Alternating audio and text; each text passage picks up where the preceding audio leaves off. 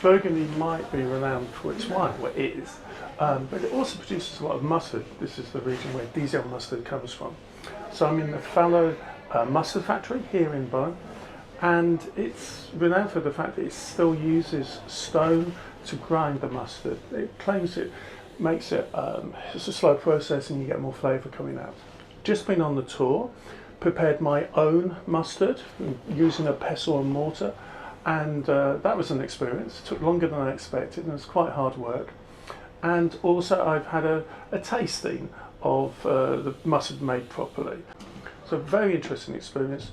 The building dates back to, or the factory dates back to 1840, so very historically interesting building, as well as the mustard, which really do taste great.